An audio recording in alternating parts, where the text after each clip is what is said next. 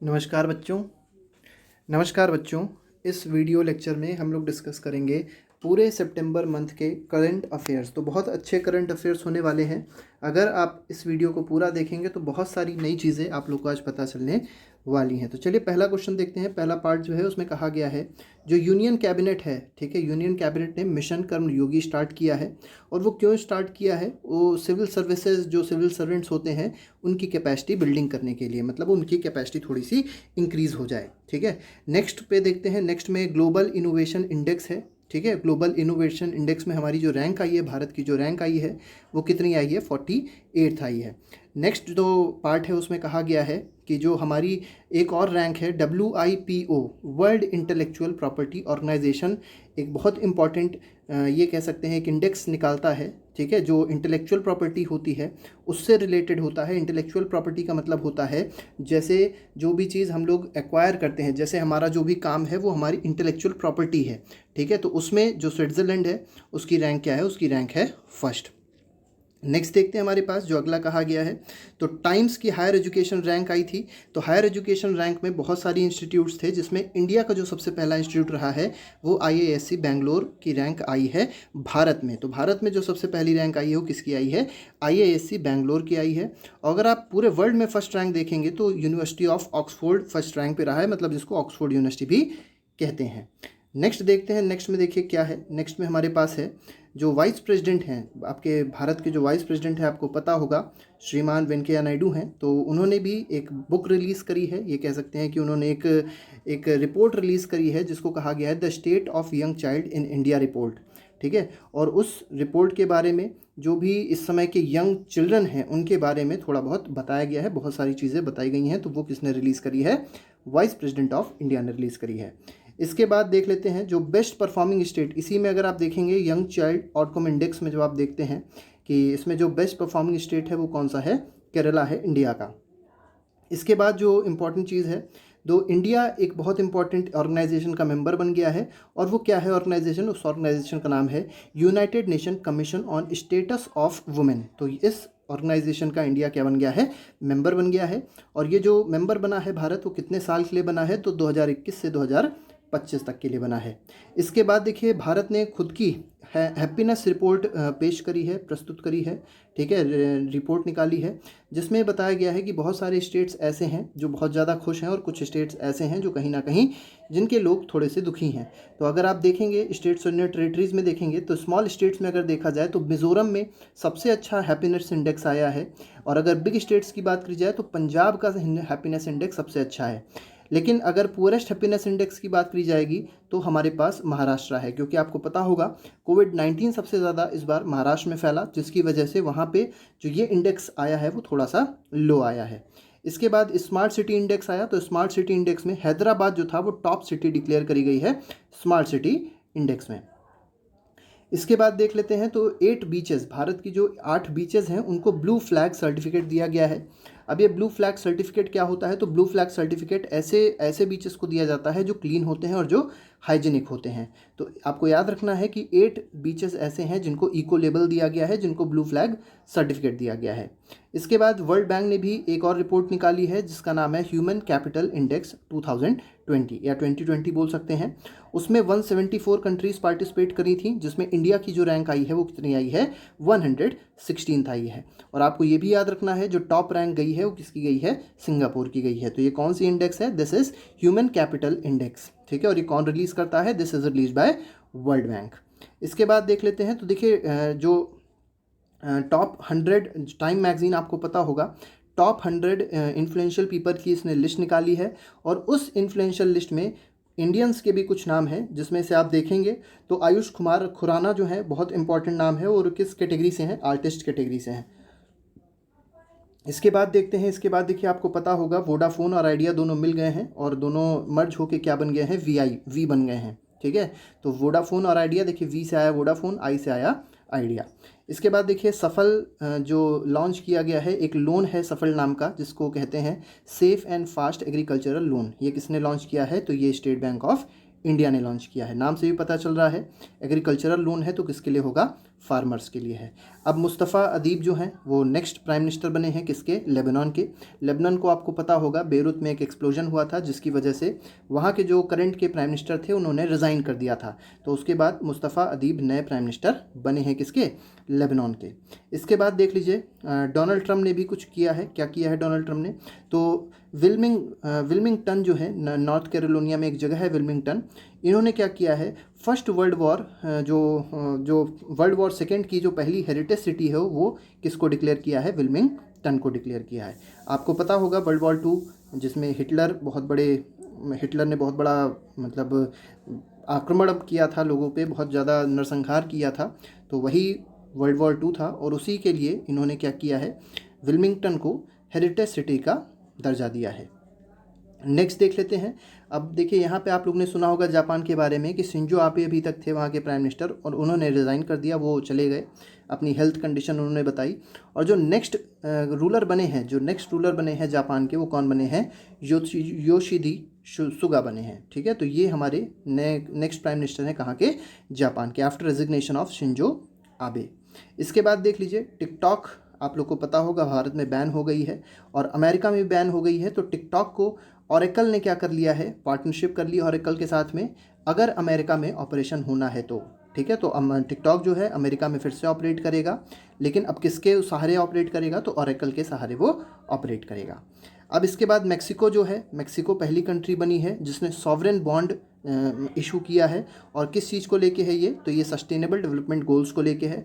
17 sustainable development goals हैं जो बताए गए हैं, तो उन्हीं को लेके सॉवरेन बॉन्ड पहली कंट्री ने जो डिस्कवर किया है या पहली कंट्री ने जो इशू किया है, दैट इज़ मेक्सिको। इसके बाद देख लेते हैं माली के जो डिफेंस मिनिस्टर थे बाहर डाओ, ये अब इंटरिम प्रेसिडेंट बन गए हैं। ठीक है, और इन्होंने क्या किया है, इन्होंने प्राइम मिनिस्टर इलेक्ट कर दिया है किसको, मोख्तर ओवन को। ठीक है, ये माली के प्रेसिडेंट हैं जिन्होंने जो प्राइम मिनिस्टर हैं। ठीक है, ये डिफेंस मिनिस्टर थे जो इंटरिम प्रेसिडेंट बने और इन्होंने क्या कर दिया, प्राइम मिनिस्टर को इलेक्ट कर दिया। कौन है प्राइम मिनिस्टर, तो मोख्तर ओवन है। इसके बाद ऑस्ट्रेलिया का देख लेते हैं। ऑस्ट्रेलिया के आपको पता होगा बहुत फेमस प्लेयर है Matthew Hayden, left hand batsman थे। और इंडिया की ओरिजिन मतलब इंडियन ओरिजिन एक पॉलिटिशियन है लीजा सिंह। इन लोग को ट्रेड इनवॉइस बनाया गया है, मतलब ये बिजनेस टाइज बढ़ाएंगे भारत के साथ में, ये दोनों लोग मैथ्यू हेडन और लीजा सिंह। तो इनको एक तरीके से एम्बेसडर बनाया गया है, और किस चीज़ के लिए, जो भारत में ट्रेड हो रहा है, भारत और ऑस्ट्रेलिया के बीच में ट्रेड हो रहा है, उसको बढ़ावा देने के लिए। इसके बाद देखिए ये इस्माइल तोरोमा हैं, ये प्रेसिडेंट बने हैं किसके, बोगनविले के। ठीक है, इसके बाद और देख लेते हैं। इसके बाद कुछ और प्रेसिडेंट के नाम है, जैसे यहाँ पे देखिए प्राइम मिनिस्टर ऑफ सोमालिया की बात करी जाए तो Mohamed Hussein Roble is the new prime minister of Somalia. National nutrition week बहुत इंपॉर्टेंट वीक होता है। नेशनल न्यूट्रिशन वीक भारत में 1 सितंबर से 7 सितंबर तक मनाया गया है। इसके बाद देखिए एक बहुत इंपॉर्टेंट हेल्पलाइन लॉन्च करी गई है जिसका नाम है किरण, और वो किसके लिए है, तो जिन लोगों को मेंटल हेल्थ हो जाती है, जो मेंटली बीमार हो जाते हैं, जिनको मेंटल इलनेस होती है, उनके लिए ये किरण लॉन्च करी गई, किरण हेल्पलाइन लॉन्च करी गई है। इसके बाद देखिए प्रधानमंत्री नरेंद्र मोदी जी ने एक बहुत इम्पॉर्टेंट स्कीम लॉन्च करी है जिसका नाम है प्रधानमंत्री मत्स्य संपदा योजना। ठीक है, तो मत्स्य संपदा योजना लॉन्च करी है प्रधानमंत्री जी ने, और उसके साथ ही साथ एक ऐप भी लॉन्च किया है जिसका नाम है ई गोपाला ऐप। ई गोपाला ऐप इसका नाम है। इसके बाद देख लेते हैं, इसके बाद है तो मोदी जी ने एक और काम किया है। क्या काम किया है, तो गृह प्रवेशम एक बहुत इंपॉर्टेंट, इन्होंने गृह प्रवेश, आपको पता होगा गृह प्रवेश का मतलब होता है घर में एंट्री होना। ठीक है, तो गृह प्रवेशम नाम की एक एड्रेसिंग करी है, और कहाँ पे, मध्य प्रदेश में करी है, क्योंकि वहाँ पे क्या है 1.75 लाख लोगों को क्या हुआ था, पक्के घर मिले। किस योजना के तहत, PMAY के तहत, जो ग्रामीण में थी। PMAY का मतलब होता है प्रधानमंत्री आवास योजना के तहत इन लोगों को घर प्रोवाइड किया गया है, जिसकी वजह से मोदी जी ने क्या किया, गृह प्रवेशम नाम की एक एड्रेसिंग करी है उन लोगों को। ठीक है, इसके बाद देखिए, इसके बाद आपको पता होगा कि इस समय कोरोना वायरस बहुत ज़्यादा फैला, जिसकी वजह से एक बहुत इंपॉर्टेंट अमेंडमेंट आया, और बहुत अच्छा अमेंडमेंट आया, जिसको कहा गया पार्लियामेंट अमेंडमेंट बिल। ठीक है, तो सैलरी अलाउंसेस का पार्लियामेंट अमेंडमेंट बिल था, जिसमें ये हुआ कि जितने भी मेंबर ऑफ पार्लियामेंट्स हैं उनकी सैलरी को 30% रिड्यूस कर दिया गया, जिससे फाइनेंशियल जो लॉसेस हो रहे थे वो थोड़े से कम किए जा सकें। तो 30% सैलरी रिड्यूस करी गई है। ठीक है, इसके बाद आपको ये पता होगा जो इंटरनेशनल फिल्म फेस्टिवल होता है वो इस साल नहीं हो पाया, वो अगले साल होगा। कहाँ पे? गोवा में 16 से 24 जनवरी तक। इसके बाद 118 मोबाइल ऐप हटाए गए, 118 मोबाइल ऐप्स को बैन किया गया, ब्लॉक किया गया। और ये किसने किया? Ministry of electronics and information technology ने किया। और इसमें कई सारे ऐप्स चाइना के भी थे, या ज़्यादातर ऐप्स चाइना के ही थे। इसके बाद देख लेते हैं, तो पहली सी प्लेन सर्विस जो स्टार्ट हुई है, सी प्लेन सर्विस जो स्टार्ट हुई है गुजरात में स्टार्ट हुई है। और वो कहाँ से कहाँ तक स्टार्ट हुई है? तो साबरमती रिवर फ्रंट से लेके अहमदाबाद तक स्टार्ट हुई है। जो साबरमती रिवर फ्रंट जो अहमदाबाद है, वहाँ से लेके स्टैचू ऑफ यूनिटी जो केवाडिया में पड़ता है, वहाँ तक स्टार्ट हुई है। तो साबरमती रिवर फ्रंट कहाँ पड़ता है? अहमदाबाद में पड़ता है। और स्टैचू ऑफ यूनिटी कहाँ पड़ती है? तो केवाडिया डिस्ट्रिक्ट में पड़ती है, जहाँ पे सी प्लेन सर्विस को स्टार्ट किया गया है। इसके बाद देखिए, मध्य प्रदेश गवर्नमेंट ने एक बहुत इंपॉर्टेंट कैंपेन चलाया था, और वो कैंपेन स्वच्छता से रिलेटेड था, और उसका नाम क्या था? गंदगी भारत छोड़ो उसका नाम था। ठीक है। इसके बाद देख लेते हैं, तो कर्नाटका के चीफ मिनिस्टर जो हैं, उन्होंने एक बहुत इंपॉर्टेंट फ्लाईओवर स्टार्ट किया। उस फ्लाईओवर का नाम बहुत इंपॉर्टेंट है, जो एक बहुत महान, ये कह सकते हैं कि रिवोल्यूशनरी कह सकते हैं इनको, एक बहुत महान फ्रीडम फाइटर कह सकते हैं, तो उनके नाम पे है। तो वीर सावरकर फ्लाईओवर कर्नाटका के चीफ मिनिस्टर ने स्टार्ट किया है। ठीक है। इसके बाद देख लेते हैं, तो पिगरी मिशन जो है, पिग से रिलेटेड है, ये किसने स्टार्ट किया? मेघालय ने स्टार्ट किया है। इसके बाद देख लेते हैं, इसके बाद हमारे पास क्या है? तो इसके बाद है एम्स, एक नया एम्स मतलब इस्टेब्लिश करने के लिए मोदी जी ने जो होता है स्टार्टिंग कर दी है। और वो इस्टेब्लिश कहाँ किया जाएगा? तो दरभंगा एक बहुत इंपॉर्टेंट ज़िला है, एम्स जो बनेगा वहाँ पे बिहार में लाई करता है। ठीक है। इसके बाद देख लेते हैं, तो देखिए 9 हाईवे प्रोजेक्ट्स स्टार्ट करे हैं, और साथ ही साथ optical fibre internet service start करी है। कहाँ पे? बिहार में। तो बिहार में आप लोग को पता होगा चुनाव होने वाले हैं, जिसकी वजह से ये सब चीज़ें बहुत ज़्यादा करी जा रही हैं। इसके बाद देख लेते हैं, तो योगी आदित्यनाथ, आपको पता होगा चीफ मिनिस्टर हैं, ठीक है, माननीय मुख्यमंत्री जी हैं उत्तर प्रदेश के। इन्होंने भी एक बहुत इंपॉर्टेंट पोर्टल स्टार्ट किया है, जिसका नाम है यू राइस। और यू राइस किसके लिए है? तो U rise is related to national education policy. तो आपको पता होगा नेशनल एजुकेशन पॉलिसी में अभी एक थोड़ी दिनों पहले national education policy, new education policy बनी है। ठीक है। तो उससे रिलेटेड इन्होंने एक ऐप लॉन्च किया है, इन्होंने एक पोर्टल लॉन्च किया है, जिसका नाम है यू राइस।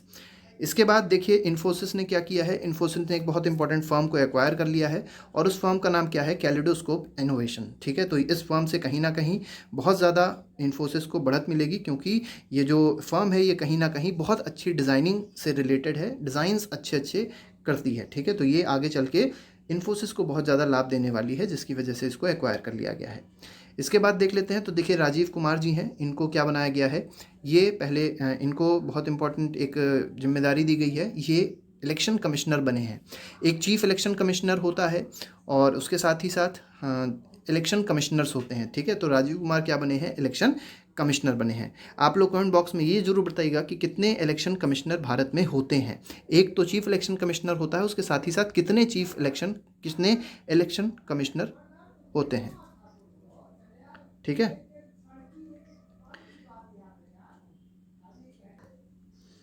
इसके बाद देख लेते हैं, तो देखिए इसके बाद ये है कि एक बहुत इंपॉर्टेंट जिम्मेदारी अवीक सरकार को भी दी गई है। अवीक सरकार एबीपी न्यूज़ से रिलेटेड है। ठीक है। और उसके चीफ एडिटर भी हैं।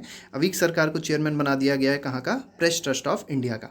इसके बाद देखिए इंपॉर्टेंट है कि प्रमोद चंद मोदी क्या बन गए हैं? प्रमोद चंद मोदी बन गए हैं चेयरमैन सीबीडीटी के। तो सीबीडीटी के जो चेयरमैन बने हैं, दैट इज़ प्रमोद चंद मोदी। इसके बाद देखिए वीके यादव क्या बने हैं? तो वीके यादव को सीईओ बनाया गया है। पहले रेलवे बोर्ड के, मतलब रेलवे बोर्ड के जो पहले सीईओ हैं, वो कौन बने हैं? वीके यादव बने हैं, और यही चेयरमैन भी हैं कहाँ के? रेलवे बोर्ड के। इसके बाद देखिए जो मारुति सुजुकी है, उसके जो सीईओ हैं केनिची आयुकावा, उनको क्या बनाया गया है? उनको प्रेसिडेंट बनाया गया है। नए प्रेसिडेंट बने हैं किसके? इंडियन ऑटोमोबाइल मैन्युफैक्चरर्स के। ठीक है। तो सोसाइटी जो है उसके ये वो बन गए हैं, प्रेसिडेंट बन गए हैं। इसके बाद परेश रावल बहुत अच्छे हैं। बाबू राव भी, इनको बाबू राव नाम से जाना जाता है, आप लोगों ने हेरा फेरी देखी होगी। तो परेश रावल को क्या बनाया गया है? तो नेशनल स्कूल ऑफ ड्रामा का इनको चीफ बनाया गया है। इसके बाद देखिए बहुत इंपॉर्टेंट है, यूनिसेफ ने बॉलीवुड एक्टर जो आयुष्मान खुराना है, इनको क्या बनाया है? तो सेलिब्रिटी एडवोकेट बनाया है चिल्ड्रन राइट के लिए। तो चिल्ड्रन राइट से रिलेटेड ये प्रचार करने वाले हैं, कौन है ये? आयुष्मान खुराना है। इसके बाद देखिए, इसके बाद राजेश खुल्लर हैं, ये एग्जीक्यूटिव डायरेक्टर बने हैं कहाँ के, वर्ल्ड बैंक के। बहुत बड़ी चीज़ है भारत के लिए। इसके बाद देखिए अनिल धस्मना है, या धस्माना इसको बोल सकते हैं। तो अनिल धस्माना है, इनको क्या बनाया गया है, इनको चीफ बनाया गया है किसका, national technical research organisation NTRO है, इसका इनको चीफ बनाया गया है। BCCI की बात करी जाए तो BCCI ने नीतू डेविड को अपॉइंट किया गया है, और ये पहली वुमेन क्रिकेटर हैं जिनको चेयरमैन बनाया गया है, जिनको चेयरमैन बनाया गया है किसका, ठीक है, वुमेन नेशनल सिलेक्शन पैनल का इनको चेयरमैन बनाया गया। और यही सिलेक्शन पैनल क्या करता है, वुमेन को अपॉइंट करता है क्रिकेट के लिए, इंटरनेशनल क्रिकेट के लिए। PD वघेला, जो PD वघेला हैं, इनको चेयरमैन बनाया गया है ट्राई का। ट्राई आपको पता होगा, telecom regulatory authority of India, जो सारे टेलीकम्युनिकेशन सिस्टम्स को रेगुलेट करती है। शेखर कपूर को प्रेसिडेंट बनाया गया है FTII का, film and television institute of India का। ठीक है, शेखर कपूर बहुत माने जाने डायरेक्टर हैं। इसके बाद देख लेते हैं, इसके बाद हमारे पास क्या है, तो इसके बाद ग्लोबल इन्वायरमेंट फ्रीडम इंडेक्स है। तो ये भारत से रिलेटेड है, पूरी कंट्री से रिलेटेड है। तो ग्लोबल इकोनॉमिक फ्रीडम इंडेक्स 2020 जो है, उसमें भारत की जो रैंक आई है वो क्या आई है, 105 आई है। इसके बाद देख लेते हैं, इसके बाद हमारे पास है वर्ल्ड रिस्क इंडेक्स। तो वर्ल्ड रिस्क इंडेक्स भी बहुत इंपॉर्टेंट है। इसमें जो भारत की रैंक आई है वो 89th रैंक आई है आउट ऑफ 181 कंट्रीज़ में। इसके बाद देखिए पी इंडियन की बात की जाएगी, तो पी इंडियन कौन से गेम से रिलेटेड है, चेस से रिलेटेड है, और इन्होंने 48th annual open online chess tournament को जीत लिया है। उसके बाद लेविस हैमिल्टन की बात करी जाए तो लेविस हैमिल्टन क्या है, लेविस हैमिल्टन F1 रेसर हैं, और इन्होंने जो बेल्जियन ग्रैंड प्रिक्स था वो जीत लिया है। इसके बाद इयन बेल का आपने नाम सुना होगा। तो इयन बेल एक बहुत अच्छे जाने माने इंग्लैंड के क्रिकेटर हैं, ये रिटायर हो गए हैं, ठीक है, क्रिकेट से इन्होंने रिटायरमेंट ले लिया है। पूनम खत्री की बात करी जाए तो पूनम खत्री क्या है, तो पूनम खत्री वोशू खेलती हैं, ठीक है, और इनको क्या कर दिया गया है, ठीक है, वर्ल्ड चैम्पियनशिप स्टेटस दे दिया गया है, ठीक है, और इनका जो पहले सिल्वर मेडल था वो अब अपग्रेड हो गया है किसमें, गोल्ड मेडल में। इसके बाद देख लेते हैं, इसके बाद क्या है, तो देखिए बहुत इंपॉर्टेंट है ये भी कि US ओपन हुआ था। US ओपन में नाओमी ओसाका जो थी वो जापान की हैं, उन्होंने जीत हासिल करी और किसको हराया है, अज़रेंका को हराया है, जो कि बेलारूस की हैं। अगर बात की जाए मेन में, तो मेन में ऑस्ट्रिया के जो डोमिनिक थीम हैं उन्होंने अलेक्जेंडर ज़वेरेव को हराया है, और किसमें, US ओपन टूर्नामेंट में। और ये दोनों टूर्नामेंट जो है, मतलब जो US ओपन टूर्नामेंट है वो किससे रिलेटेड है, it is related to tennis. इसके बाद करी जाएगी तो इसके बाद हमारे पास F1 रेस है। तो F1 रेस जो रशिया की है, रशियन ग्रैंड प्रिक्स जो थी वो वैल्टेरी बोटाज ने जीती है, ठीक है, और ये कहाँ के हैं, फिनलैंड के हैं। इसके बाद देख लेते हैं, तो हमारे पास अगला जो टॉपिक है उसमें देखिए लिटरेसी डे के बारे में बताया गया है। तो इंटरनेशनल लिटरेसी डे आपको पता होगा 8 सितंबर को मनाया जाता है। तो इस बार की जो थीम थी लिटरेसी डे की वो क्या थी, वो थी literacy teaching and learning in covid crisis and beyond. This was the theme of international literacy day of 2020। इसके बाद बात करी जाए तो नरेंद्र मोदी जी ने एक बहुत इंपॉर्टेंट समिट, और मतलब ये कह सकते हैं समिट को इनॉग्रेट किया है, और उस समिट का नाम है वैभव समिट, ठीक है, और इसको वीडियो कॉन्फ्रेंसिंग के थ्रू ये इनॉग्रेट करेंगे। इसके बाद हमारे पास जो है उसमें देखिए कहा गया है UK and UN are going to coorganise a global climate summit, ठीक है, और ये कहाँ पे ऑर्गेनाइज किया जा रहा है, पेरिस एग्रीमेंट से रिलेटेड है, ठीक है। तो पेरिस क्लाइमेट एग्रीमेंट जो 2012 में हुआ था उससे रिलेटेड एक बहुत इंपॉर्टेंट समिट होने जा रहा है, ठीक है, ये उतना इंपॉर्टेंट नहीं है। तो ग्लोबल आयुर्वेदा समिट कहाँ पे हो रही है, तो इसके बारे में भी थोड़ा सा जानने की ज़रूरत है। ये आप लोग कमेंट बॉक्स में लिख के बताइएगा कि ग्लोबल आयुर्वेदा समिट कहाँ पे होगी। हालांकि ये ऑनलाइन ही होगी, लेकिन कोई एक देश इसको क्या करेगा, मेनली ऑर्गेनाइज करेगा। इसके बाद देखिए क्या है, इसके बाद राजीव गांधी इंटरनेशनल एयरपोर्ट जो है इसको एक बहुत इंपॉर्टेंट एक अवार्ड जीता है, और उसका नाम क्या है, उसका नाम है नेशनल एनर्जी लीडर और excellent energy efficient unit award इसने जीता है। इसके बाद ये बहुत इंपॉर्टेंट टॉपिक है, 64th पॉइंट बहुत इंपॉर्टेंट है। इसमें देखिए सर डेविड एटनबर्ग को क्या मिला है, इंदिरा गांधी पीस प्राइज़ मिला है 2019 का। तो 2019 का जो इंदिरा गांधी पीस प्राइज़ है वो किसको मिला है, डेविड एटनबर्ग को मिला है, ठीक है। इसके बाद देखिए FCO जो एयरपोर्ट है, जिसको लियोनार्डो डा विंची एयरपोर्ट भी कहते हैं, ये पहला एयरपोर्ट ऐसा बना है जिसको कोविड-19 5 स्टार एयरपोर्ट रेटिंग का अवार्ड दिया गया है, या इस तरीके से इसको सर्टिफाई किया गया है। चीफ शेफ़ हैं, शेफ़ आपको पता होगा, शेफ़ विकास खन्ना है, इनको गेम चेंजर अवार्ड दिया गया है क्योंकि इन्होंने क्या किया, इन्होंने बहुत लोगों को फीड किया है कोविड-19 पैंडमिक में, ठीक है। तो कोविड-19 पैंडमिक में बहुत लोगों को इन्होंने फ्री में खाना खिलाया है और उनका नाम क्या है, विकास खन्ना, और उनको कौन सा अवार्ड मिला है, गेम चेंजर अवार्ड मिला है 2020 का। इसके बाद देखिए मार्गरेट एटवुड की बात करी जाए तो इनको 2020 का Dayton literary prize peace prize का अवार्ड मिला है मार्गरेट एटवुड को। इसके बाद बात करी जाएगी तो केरला की बात करी जाए अगर, तो केरला ने भी एक बहुत इंपॉर्टेंट अवार्ड जीता है, United nation inter agency task force on prevention and control of non communicable disease award 2020। ये भी इतना इंपॉर्टेंट नहीं है। इसके बाद देखिए नरेंद्र मोदी जी को अवार्ड दिया गया है किसका, आईजी नोबेल प्राइज़ अवार्ड दिया गया है 2020 का, किसमें, मेडिकल एजुकेशन के लिए। इसके बाद करी जाएगी बात तो AIFF जो ऑल इंडिया फुटबॉल फेडरेशन है, इसने इनके मतलब इन्होंने अनाउंस किया है कि जो गोलकीपर हैं भारत के, जो इंडिया के गोलकीपर हैं गुरप्रीत सिंह संधू, ठीक है, तो उनको क्या किया गया है, उनको ऑल इंडिया फुटबॉल फेडरेशन का प्लेयर ऑफ द ईयर का अवार्ड दिया गया है।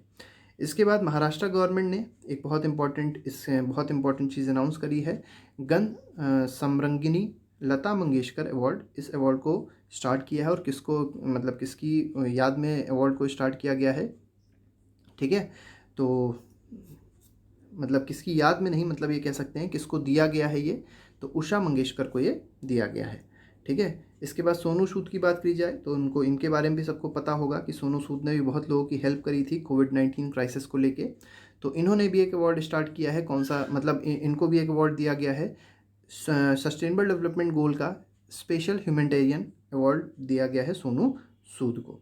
और ये किसने दिया है, तो UNDP ने दिया है, बहुत इंपॉर्टेंट है। वर्ल्ड सुसाइड प्रिवेंशन डे कब होता है, 10 सितंबर को होता है। इंटरनेशनल डे ऑफ डेमोक्रेसी कब होता है, 15 सितंबर को होता है। इंजीनियर्स डे भी 15 सितंबर को होता है। विश्वेश्वरैया के जन्मदिन पे ये इंजीनियर्स डे को मनाया जाता है। 16 सितंबर की बात करी जाएगी तो ये बहुत इंपॉर्टेंट डे है, international day for preservation of ozone layer.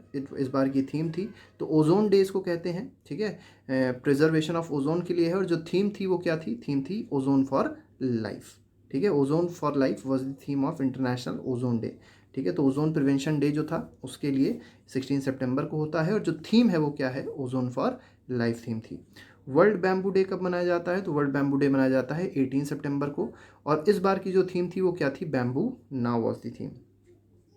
Next देख लेते हैं, तो नेक्स्ट में कहा गया है इंटरनेशनल डे ऑफ पीस कब मनाया जाता है, तो 21 सितंबर को मनाया जाता है, और जो थीम थी इस बार की वो क्या थी, शेपिंग पीस टुगेदर थी। एल्जाइमर डे की बात अगर करी जाए तो एल्जाइमर डे 21 सितंबर को, तो देखिए पीस डे भी 21 सितंबर को मनाया जा रहा है, एल्जाइमर डे भी 21 सितंबर को मनाया जाता है। एल्जाइमर एक बहुत इंपॉर्टेंट डिजीज़ होती है जो कहीं ना कहीं मेंटल इलनेस से रिलेटेड है, और जो इस बार की थीम थी वो क्या थी, तो let's talk about dementia theme थी इस बार की। वर्ल्ड इन्वायरमेंटल हेल्थ डे की बात की जाए तो ये 26 सितंबर को मनाई जाती है। अंत्योदय दिवस 25 सितंबर को मनाया जाता है, और किसके बर्थडे पे मनाया जाता है, ये बहुत इंपॉर्टेंट है, तो पंडित दीनदयाल उपाध्याय के बर्थडे पे मनाया जाता है। 25 सितंबर से 2014 से इसको स्टार्ट किया गया था। हिंदी दिवस की बात की जाए या हिंदी डे की बात की जाए तो ये 14 सितंबर को मनाया जाता है। आपको पता होगा इसी दिन ऑफिशियल लैंग्वेज हिंदी को घोषित किया गया था, आर्टिकल 343 में ऐसा मतलब ऑफिशियल लैंग्वेज के रूप में इसको इंक्लूड किया गया है। तो पहला जो हिंदी दिवस था या हिंदी डे था वो कब मनाया गया था, 1953 में मनाया गया था। इसके बाद देखिए एक बहुत इंपॉर्टेंट एक्सरसाइज थी, मिलिट्री एक्सरसाइज थी जो रशिया में होने वाली थी, उसमें से इंडिया ने विड्रॉ कर लिया है कोविड-19 क्राइसिस को देखते हुए, ठीक है, और उसका नाम क्या था, कवकास 20 था। इसके बाद देखिए इंडियन नेवी और रशियन नेवी के बीच में एक एक्सरसाइज हुई है, ठीक है, नेवी एक्सरसाइज हुई है जिसका नाम क्या है, इंद्र नेवी है। देखिए IND से आ जाएगा इंडिया, और RA से क्या आता है, रशिया। इसके बाद देखिए बात करी जाएगी तो 5 राफेल जेट्स आए हैं, आपको पता होगा इसके बारे में। तो ये कहाँ पे आए हैं, तो मतलब सबसे पहले जो इन्होंने अपनी उड़ान करी है वो कहाँ तक करी है, अम्बाला एयरबेस पे आए हैं, और अम्बाला एयर बेस के बाद इसको इंक्लूड किया गया है किसमें, एयरफोर्स में 17th स्क्वाड्रन जो है, गोल्डन एरोज नाम से जो स्क्वाड्रन है उसमें इसको क्या किया गया है, इंक्लूड किया गया है। इसके बाद देखिए एरो इंडिया कहाँ पे हुआ था, तो एरो इंडिया का जो 13th एडिशन है वो कहाँ पे हुआ है, तो वो हुआ है बेंगलुरु में। तो बेंगलुरु में एरो इंडिया इस बार का होना है, ठीक है, अभी हुआ नहीं है, मतलब ये होना है 2021 का। पासिक्स एक्सरसाइज अगर पूछी जाए, पासिक्स एक्सरसाइज किसके किसके बीच में हुई है, तो इंडियन नेवी और ऑस्ट्रेलियन नेवी के बीच में जो एक्सरसाइज हुई है, नेवी एक्सरसाइज जो हुई है उसको कहा जाएगा पासिक्स एक्सरसाइज। इसके बाद देखिए क्या है, तो DRDO ने एक बहुत इंपॉर्टेंट टेस्ट किया है किसका, अभ्यास का। अब अभ्यास है क्या, तो high speed expendable aerial target, मतलब ये कह सकते हैं कि एक फ़्लाइट टेस्ट है जिसको अभ्यास कहा गया है, ठीक है। और ये एरियल टारगेट को क्या कर सकता है, मतलब जो भी हवा में टारगेट होगा उसको, हवा में जो भी चीज़ होगी उसको टारगेट कर सकता है। इसको DRDO ने क्या किया है, टेस्ट किया है। इसके बारे में थोड़ा आप लोग पढ़ जरूर लीजिएगा। इसके बाद शिवांगी सिंह पहली फ़्लाइट लेफ्टिनेंट बनी है किसकी, जो राफेल को उड़ाएंगी। तो राफेल को उड़ाने वाली जो पहली फ़्लाइट लेफ्टिनेंट बनी है वो क्या है, उनका नाम है शिवांगी सिंह। जाइमेक्स की बात करी जाएगी तो एक और बहुत इंपॉर्टेंट एक्सरसाइज है, ठीक है। बाईलेटरल एक्सरसाइज है, बाई का मतलब होता है 2 कंट्रीज़, तो 2 कंट्रीज़ जो है यहाँ पे आएंगी वो हैं जापान और इंडिया, और उसका नाम क्या है, जाइमेक्स है। इसके बाद देख लेते हैं, तो इसके बाद हमारे पास है तो सबसे बड़ा लार्जेस्ट जो सोलर ट्री है वो कहाँ सेटअप हुआ है, दुर्गापुर वेस्ट बंगाल में सेटअप किया गया है। इसके बाद देखिए हाइपरसोनिक टेक्नोलॉजी डेमोन्स्ट्रेटर व्हीकल जो है, इसका भी अभी सक्सेसफुली इसको टेस्ट किया गया था। और कहाँ पे टेस्ट किया गया है, APJ Abdul Kalam wheeler island जिसको कहते हैं, वहाँ पे इसको टेस्ट किया गया था उड़ीसा में। और इसकी स्पीड जो है, ठीक है, इस व्हीकल की जो स्पीड होगी, ये हाइपरसोनिक जेट है, ये कह सकते हैं रॉकेट है, ठीक है। और इसकी जो स्पीड है, जेट की जो स्पीड है वो क्या होगी, 6 टाइम्स होगी स्पीड ऑफ साउंड के, ठीक है। और ये ऐसी टेक्नोलॉजी अब सिर्फ कुछ ही लोगों के पास है, जिसमें से US है, रशिया है, चाइना, और चौथे पे कौन आ जाएगा, इंडिया आ जाएगा। इसके बाद देखिए खुशी चिंडालिया की बात करी जाएगी तो इनको रीजनल एम्बेसडर बनाया गया है, किस चीज़ का, UNEP का जो रीजनल एम्बेसडर बनी है इंडिया की, कौन, खुशी चिंडालिया। इसके बाद IIT मद्रास को देखिए मौशिक, इन्होंने एक बहुत इंपॉर्टेंट माइक्रो प्रोसेसर है उसको डेवलप किया है जिसका नाम है मौशिक। इसके बाद देखिए एक बुक लिखी गई है, करण जौहर ने एक बुक लिखी है, the big thoughts of little love. Gauri Khan ने भी एक किताब लिखी है जिसका नाम है my life in design. Arundhati Roy की जो किताब का नाम है वो क्या है, आज़ादी, फ्रीडम, फासिज्म एंड फिक्शन, ठीक है। बराक ओबामा ने भी एक बहुत इंपॉर्टेंट किताब लिखना स्टार्ट किया है जिसका नाम है अ प्रॉमिस लैंड। विकास खन्ना की बात करी जाएगी तो विकास खन्ना ने भी एक बुक लिखी है, अभी हमने विकास खन्ना के बारे में आपको बताया था। तो विकास खन्ना ने जो बुक लिखी है उसका नाम है किचन्स ऑफ ग्रैटिट्यूड। इसके बाद देख लेते हैं, इसके बाद क्या है, तो वॉइस ऑफ डिसेंट, ये बहुत इंपॉर्टेंट हिस्टोरियन है जिनका नाम है रोमिला थापर, उन्होंने इस किताब को लिखा है जिसका नाम है वॉइस ऑफ डिसेंट। इसके बाद देखिए एक बुक है जिसका नाम है बुके ऑफ फ्लावर्स, तो ये किसने लिखी है, तो लिखी है कृष्णा सक्सेना ने। और कृष्णा सक्सेना वो पहली लेडी हैं जिनको PhD की डिग्री मिली है, तो पहली लेडी जिनको PhD की डिग्री मिली है उनका नाम है कृष्णा सक्सेना। और ये बुक को लॉन्च किसने किया है, बुक लॉन्च करा है राजनाथ सिंह जी ने लॉन्च किया है इसको। इंडियन रेलवे ने एक बहुत इंपॉर्टेंट ऐप को, मतलब ये कह सकते हैं कि एक बहुत इंपॉर्टेंट ट्रॉली डिज़ाइन करी है, एक डेवलप करी है जिसका नाम है मेडबोट। और ये क्या करेगी, फूड को और मेडिसिन को डेवलप करेगी, डिलीवर करेगी कोविड-19 पेशेंट्स को। इसके बाद बात करी जाएगी तो जम्मू कश्मीर का जो ऑफिशियल लैंग्वेजेस बिल था 2020 वो पास हो गया, अप्रूव हो गया।